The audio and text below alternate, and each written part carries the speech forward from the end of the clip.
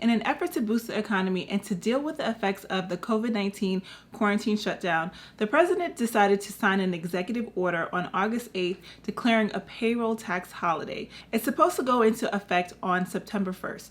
But what does this payroll tax holiday even mean? Do you have to repay the money? And if so, how? These are all questions I'll be answering in this video. Hi, I'm the Focus Spender, and on my channel I teach you how to get out of debt, save more money, and increase your net worth so that you can build generational wealth. I know that people are struggling right now. Maybe you are unemployed or underemployed. Maybe you're the only person in your household that's even bringing in a paycheck. And if this is your situation, I'm sure that you're really thinking and looking into this payroll tax holiday because it could mean, a huge sigh of relief for you. But what does it actually mean? And who does it apply to? So even though it's called a payroll tax holiday, it's really a payroll tax deferral program. And the word deferred means that we're not going to do something now and we're going to push it out into the future. So your payroll taxes that they should be collecting right now will be pushed out into the future and will be collected later. In this tax deferral program, the proposal is that you will not be paying payroll taxes between September 1st and December 31st. But what that means is that come January 1st, you need to pay those taxes again, and all of the money that they did not collect between September and December will be due come April 15th. So the payroll tax holiday deferral only applies to people who make $104,000 or less per year or $4,000 or less per week. So everyone is not eligible for this tax holiday. I also want to point out that your employer may decide not to participate in this program because it is going to be a burden on them for them to calculate different sets of taxes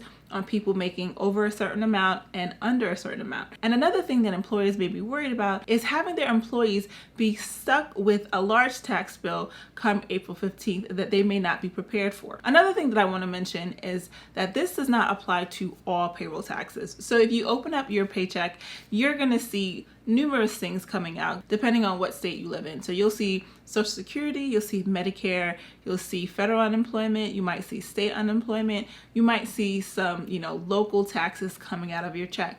But this payroll tax deferral is only for your Social Security tax. And the Social Security tax is 12.4% split between you and your employer. So you are responsible for 6.2% of that tax, and your employer is responsible for the other 6.2%.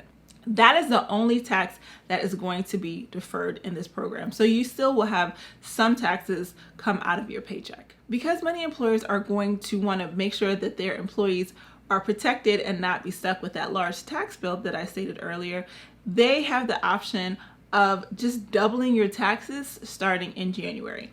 So what that means is that your paycheck in January would be less than what it is in August, because in August they would be taking out 6.2% in Social Security. From September through December, they would be taking out no Social Security, but in January they would have to take out 12.4% from your paycheck to catch up to what was not taken out during September through December. So there's been talk that, these taxes could just be waived. The president said that if he's reelected, this tax will be waived. But Congress has pointed out the fact that only they can make that decision on whether or not these taxes can be waived. And because this is your Social Security tax money that gets applied to your Social Security when you retire, not collecting this money has serious long-term implications that I don't think Congress is going to take lightly. My assumption is that they're going to look at various different economic models and see what is the long-term ramification of not collecting 4 months of payroll taxes from the entire country that's making less than $104,000 a year. So we just don't know what's going to be happening. But if your company decides that they're going to opt into this program and not take out payroll taxes for 4 months, you really need to think about how you either need to rework your budget from January through April to deal with the fact that you'll have a lower paycheck, or you're going to have to figure out how you're going to have extra money to set aside so that you have that money to pay your tax bill come April 15th. So let me know in the comment box what you think about this program. Do you think your job is going to opt in, and how you're going to rearrange your money just in case they do and you have to pay a larger tax bill? I'll see you in the next video. Be sure to hit like and subscribe. Thanks. Bye-bye.